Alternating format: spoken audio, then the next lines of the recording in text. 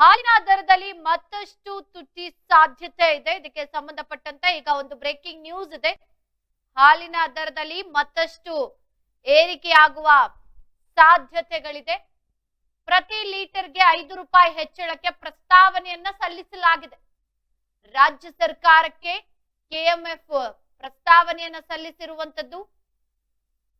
ಹೈನುಗಾರಿಕೆ ಖರ್ಚು ವೆಚ್ಚಗಳ ಹೆಚ್ಚಳ ಹಿನ್ನೆಲೆಯಲ್ಲಿ ಹಾಲಿನ ಬೆಲೆ ಏರಿಸಬೇಕಾದಂತ ಅನಿವಾರ್ಯತೆ ಸೃಷ್ಟಿಯಾಗಿದೆ.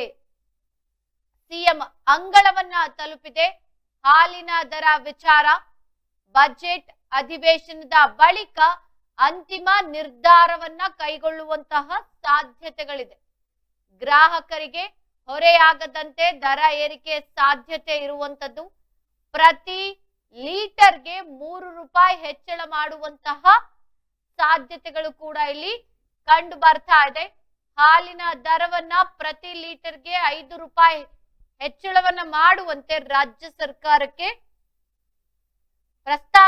ಪ್ರಸ್ತಾವನೆಯನ್ನ ಈಗಾಗಲೇ ಸಲ್ಲಿಕೆ ಮಾಡಲಾಗಿರುವಂತದ್ದು. ಇನ್ನು ಈಗಾಗಲೇ ಬಜೆಟ್ಗೆ ಮುಹೂರ್ತ ಫಿಕ್ಸ್ ಆಗಿದ್ದು ಮಾರ್ಚ್ 7ಕ್ಕೆ ಬಜೆಟ್ ಮಂಡನೆ ಆಗಲಿದೆ. ಆದರೆ ಬಜೆಟ್ ಬಳಿಕ ರಾಜ್ಯದಲ್ಲಿ ಟೀ, ಕಾಫಿ, ಮೊಸರು ಮತ್ತು ಇತರೆ ಹಾಲಿನ ಉತ್ಪನ್ನಗಳ ಬೆಲೆ ಹೆಚ್ಚಾಗುವಂತಹ ಸಾಧ್ಯತೆಗಳಿದೆ. ಪ್ರತಿ ಲೀಟರ್ ಹಾಲಿನ ಬೆಲೆಯೂ ಕೂಡ ಏರಿಕೆ ಆಗಲಿದೆ. ಈಗಾಗಲೇ ಮೆಟ್ರೋ ಪ್ರಯಾಣ ದರ ಹೆಚ್ಚಳದ ನಂತರ ರಾಜ್ಯ ಸರ್ಕಾರ ಹಾಲಿನ ಬೆಲೆಯಲ್ಲೂ ಕೂಡ ಹೆಚ್ಚಳ ಮಾಡಲಿದ್ದು ಗ್ರಾಹಕರಿಗೆ ಒಂದು ರೀತಿಯಾಗಿ ಬಿಗ್ ಶಾಕ್ ಕೊಡೋದು ಪಕ್ಕ ಅನ್ನೋ ಒಂದಷ್ಟು ಮಾಹಿತಿ ಕೂಡ ಈಗ ಲಭ್ಯವಾಗ್ತಾ ಇರುವಂತದ್ದು. ಜೊತೆಗೆ ಈಗಾಗಲೇ ಬೆಲೆ ಏರಿಕೆಗಾಗಿ ಹಾಲಿನ ಒಕ್ಕೂಟಗಳು ಸರ್ಕಾರಕ್ಕೆ ಪ್ರಸ್ತಾವನೆಯನ್ನ ಸಲ್ಲಿಸಿವೆ. ಬಜೆಟ್ ಮಂಡನೆ ಬಳಿಕ ಇದಕ್ಕೆ ರಾಜ್ಯ ಸರ್ಕಾರ ಗ್ರೀನ್ ಸಿಗ್ನಲ್ ನೀಡುವ ಲಕ್ಷಣಗಳು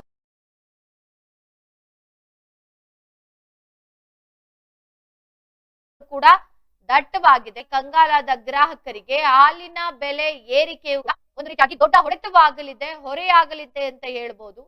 ಇನ್ನು ಕಳೆದ 3 ವರ್ಷಗಳಲ್ಲಿ ಕರ್ನಾಟಕ ಹಾಲು ಒಕ್ಕೂಟ ಅಂದ್ರೆ ಕೆಎಂಎಫ್ ಹೆಚ್ಚಿಸುತ್ತಿರುವ ದೊಡ್ಡ ಬೆಲೆ ಏರಿಕೆ ಇದು ಅಂತ ಹೇಳಿದ್ರೆ ತಪ್ಪಿಲ್ಲ.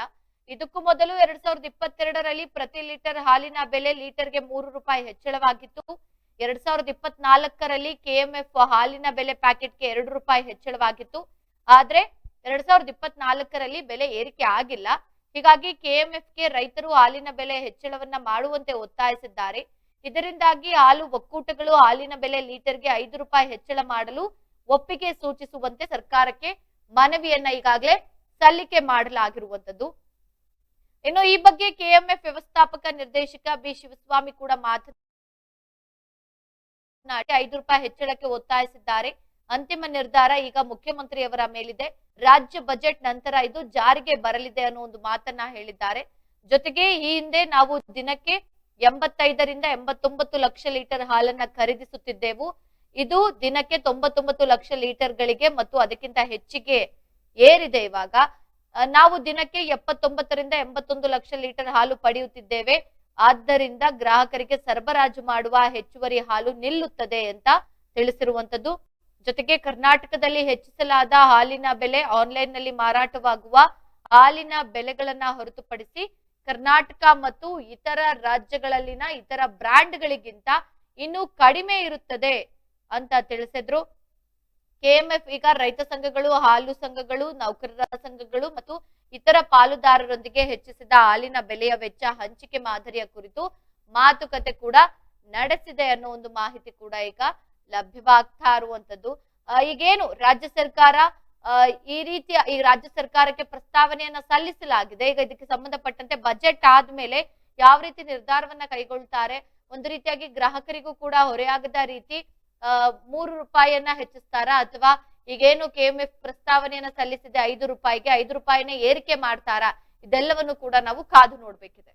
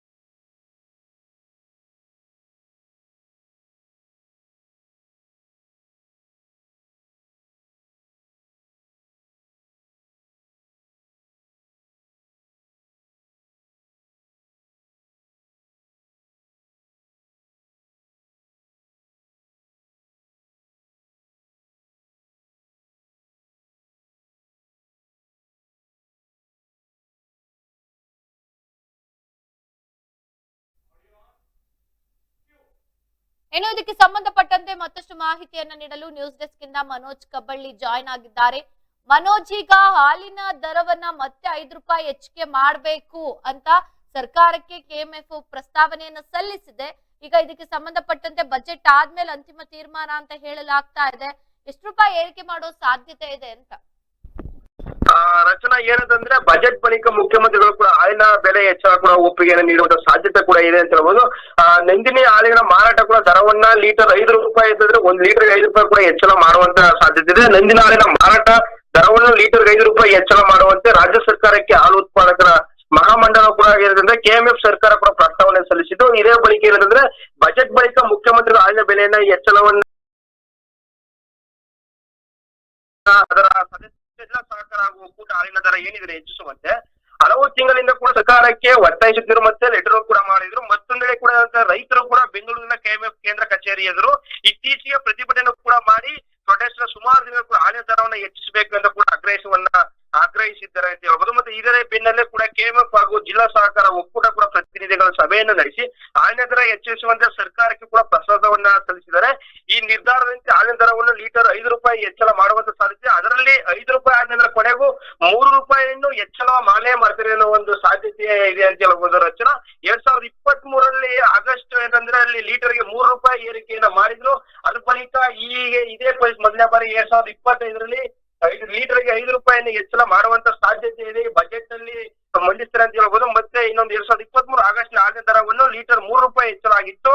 ಆಗ ದರ ಪರಿಷ್ಕರಣೆಗಳು ಹಾಲಿನ ದರವು ಲೀಟರ್ಗೆ 29 ರೂನಿಂದ 42 ರು ಕೂಡ ಏರಿಕೆಯಾಗಿತ್ತು. ಬಳಿಕ ರಾಜ್ಯದಲ್ಲಿ ಹಾಲು ಸಂಗ್ರಹಣೆ ದಾಖಲೆ ಪ್ರಮಾಣ ಏರಿಕೆಯಾಗಿದ್ದು ಕಾರಣಕ್ಕೆ ಕೆಎಂಎಫ್ 2024 ಜೂನ್ 26ರಂದು ಅನ್ವಯವಾಗುವಂತೆ ಹಾಲಿನ ದರವನ್ನ ಪರಿಷ್ಕರಣೆ ಹೊಂದು ಗ್ರಾಹಕರಿಗೆ ಹೆಚ್ಚುವರಿ ಹಾಲು ವಿತರಿಸಲು ಕೂಡ ಆರಂಭಿಸಿತು. ನಂದಿನಿ ಬ್ರ್ಯಾಂಡ್ ಎಲ್ಲಾ ಮಾದರಿಯಿಂದ ಕೂಡ ಹಾಲಿನ ದರದಲ್ಲಿ ಲೀಟರ್ಗೆ ₹2 ಹೆಚ್ಚಿಸಲಾಗಿದೆ. ಗ್ರಾಹಕರು ಕೊಡುವ ₹2 ಹೆಚ್ಚುವರಿ ಹಣಕ್ಕಾಗಿ ಪ್ರತಿಯಾಗಿ 50 ml ಕೂಡ ಹೆಚ್ಚಳದಂದ್ರೆ 50 ml ಕೂಡ ಏನಂದ್ರೆ ಹಾಲನ್ನ ಹೆಚ್ಚಳವನ್ನ ಆ ಪಾಕೆಟ್ ಅಲ್ಲಿ ಮಾಡಲಾಗಿದೆ. ಇದೇ ಮತ್ತೆ ಈಗ ಮತ್ತೆ ಬೆಲೆ ಹೆಚ್ಚಳಕ್ಕೆ ಕೂಡ ಪ್ರಸ್ತಾವನೆ, ಹಾಲಿನ ದರ ಕೂಡ ಹೆಚ್ಚಳ ವಿಚಾರವಾಗಿ ಈಗ ಮುಖ್ಯಮಂತ್ರಿ ಸಿದ್ದರಾಮಯ್ಯ ಕೂಡ ಅಂದ್ರೆ ಅವರಿಗೆ ತಲುಪಿದೆ. ಮುಖ್ಯಮಂತ್ರಿ ಸಿದ್ದರಾಮಯ್ಯನವರು ಬಜೆಟ್ ಹಾಗೂ ವಿಧಾನಮಂಡಲ ಅಧಿವೇಶನ ಬಳಿಕ ಸಹಕಾರ ಸಚಿವರು ಕೂಡ ಪಶುಸಂಗೋಪನಾ ಸಚಿವರಾದಂತಹ ಕೆಎಂಎಫ್ ಅಧ್ಯಕ್ಷರು ಕೂಡ ಜಿಲ್ಲಾ ಹಾಗೂ ಒಕ್ಕೂಟರ ಎಲ್ಲಾ ಕೂಡ ಸಭೆಯನ್ನ ಸೇರಿ ಈ ನಿರ್ಧಾರವನ್ನ ಏನ್ ಕೈಗೊಳ್ತಾರೆ ಅಂತ ನಾವು ನೋಡ್ಬೇಕು. ಮತ್ತೆ ಮುಖ್ಯಮಂತ್ರಿಗಳು ಕೂಡ ಹಾಗೂ ಗ್ರಾಹಕರಿಗೂ ಹೊರೆಯಾಗದಂತೆ ಆರ್ಥಿಕವಾಗಿ ಕೂಡ ಏನಂದ್ರೆ ಹಾಲು ಒಕ್ಕೂಟಗಳಿಗೆ ಸಮಸ್ಯೆ ಆಗದಂತೆ ದರ ಏರಿಕೆಯನ್ನ ಮಾಡ್ಬೇಕಂತ ಕೂಡ ಈ ಬಜೆಟ್ ನಲ್ಲಿ ಅತಿ ಹೆಚ್ಚು ಆಗಿಲ್ಲ ಅಂದ್ರೂ ಕೂಡ ₹5 ಇಂದ ₹3 ಕೂಡ ಹೆಚ್ಚಳವನ್ನ ಮಾಡ್ತಾರೆ ಅಂತ ಅನ್ನೋ ಸಾಧ್ಯತೆ ಇದೆ. ಅರ್ಚನಾ, ಮನೋಜ್, ಈಗ ಇನ್ನೊಂದು ವಿಚಾರ ಏನು ಅಂತ ಅಂದ್ರೆ ಈಗ ಹಾಲಿನ ದರ ಬಗ್ಗೆ ಈಗ ಕೆಎಂಎಫ್ ಪ್ರಸ್ತಾವನೆಯನ್ನು ಸಲ್ಲಿಸಿದೆ. ಮತ್ತೊಂದು ಕಡೆ ನೋಡೋದಾದ್ರೆ ಇತ್ತೀಚಿನ ದಿನಗಳಲ್ಲಿ ಪ್ರತಿಯೊಂದರ ಬೆಲೆ ಕೂಡ ಏರಿಕೆ ಆಗ್ತಾ ಇದೆ. ಅದಕ್ಕೆ ಈಗ ನಾವು ಉದಾಹರಣೆ ಕೊಡೋದಾದ್ರೆ ಮೆಟ್ರೋ ಬೆಲೆ ಏನು ಅದನ್ನು ಏರಿಕೆ ಮಾಡಿದ್ರು, ಇದರಿಂದ ಬಹಳಷ್ಟು ಜನರಿಗೂ ಕೂಡ ಒಂದ್ ರೀತಿಯಾಗಿ ಹೊರೆ ಆಗಿತ್ತು. ಈಗ ಹಾಲಿನ ದರ ಕೂಡ ಏರಿಕೆ ಮಾಡಿದ್ರೆ ಅದು ಎಲ್ಲೋ ಒಂದು ಕಡೆ ಹೊರೆ ಆಗುತ್ತಾ ಅಂತ? ಅಂದ್ರೆ ಏನಂದ್ರೆ ರಚನಾ, ಬೆಂಗಳೂರಿನಲ್ಲಿ ಕೂಡ ರೈತರು ಹೋಗಿ ಕೂಡ ಪ್ರೊಟೆಸ್ಟ್ ಅನ್ನ ಮಾಡಿ ಅವರೇ ಕೂಡ ಖುದ್ದಾಗಿ ಹಾಲಿನ ದರವನ್ನು ಹೆಚ್ಚಳ ಮಾಡಲೇಬೇಕು ಅಂತ ಕೂಡ 2024 ಸುಮಾರು ತಿಂಗಳಿಂದ ಕೂಡ ಪ್ರೊಟೆಸ್ಟ್ ಅನ್ನ ಮಾಡ್ತಾರೆ. ಈ ಮೇರೆಗೆ ಕೂಡ ಕೆಎಂಎಫ್ ನವರು ಸಿಎಂ ನವರಿಗೆ ಲೆಟರ್ ಅನ್ನ ಬರೆದ ಆ ನಂತರ ಇದು ಸರ್ಕಾರಕ್ಕೆ ಹೊರೆಯಾಗೋಕ್ಕಿಂತ ಹೆಚ್ಚಾಗಿ ಏನಂತಂದ್ರೆ ಜನರಿಗೆ ಹೊರೆಯಾಗಿದ್ರೆ ರೈತರಿಗೂ ಕೂಡ ಹಾಲಿನ ದರ ಈ 29ರಿಂದ ₹42 ಕೂಡ ಏರಿಕೆ ಆಗಿತ್ತು. ಆದ್ರೆ ಈ ಬಾರಿ ಏನಾದ್ರು ₹5 ಹೆಚ್ಚಳ ಮಾಡಿದ್ರೆ ಅಕಸ್ಮಾತ್ ರೈತರಿಗೆ ಏನಾದ್ರು ಬೆನಿಫಿಟ್ ಆಗುತ್ತಾ ಅಥವಾ ಅವ್ರಿಗೆ ಹಾಲಿನ ದರದಲ್ಲಿ ಅವ್ರಿಗೂ ಒಂದು ₹7ರಿಂದ ₹3 ಹೆಚ್ಚಳ ಮಾಡಿದ್ರೆ ಅಂತ ನೋಡ್ಬೇಕು ರಚನಾ. ಓಕೆ, ಧನ್ಯವಾದ ಮನೋಜ್ ತಮ್ಮೆಲ್ಲ ಮಾಹಿತಿಗಾಗಿ. ಏನು ರಾಜ್ಯದಲ್ಲಿ ಏನು ಹಾಲಿನ ದರವನ್ನ ಏರಿಕೆ ಮಾಡಬೇಕು ಅಂತ ಈಗ ಕೆಎಂಎಫ್ ಸರ್ಕಾರಕ್ಕೆ ಪ್ರಸ್ತಾವನೆಯನ್ನ ಸಲ್ಲಿಸಿದೆ. ಬಜೆಟ್ ಈಗ ಏನು ಮಾರ್ಚ್ ಅಲ್ಲಿ ಬಜೆಟ್ ಮಂಡನೆ ಆಗುತ್ತೆ. ಬಜೆಟ್ ಮಂಡನೆ ಆದ್ಮೇಲೆ ಇದಕ್ಕೆ ಸರ್ಕಾರ ಒಪ್ಪಿಗೆ ಕೊಡುವಂತ ಎಲ್ಲಾ ಲಕ್ಷಣಗಳು ಕೂಡ ಇದೆ. ಅದು ₹5 ಒಪ್ಪಿಗೆಯನ್ನ ಕೊಡುತ್ತಾ ಅಥವಾ ₹3 ಒಪ್ಪಿಗೆಯನ್ನ ಕೊಡುತ್ತಾ ಗೊತ್ತಿಲ್ಲ. ಒಟ್ಟಿನಲ್ಲಿ ಹಾಲಿನ ದರವನ್ನ ಏರಿಕೆ ಮಾಡುವಂತ ಎಲ್ಲಾ ಸಾಧ್ಯತೆಗಳು ಕೂಡ ಹೆಚ್ಚಾಗಿದೆ.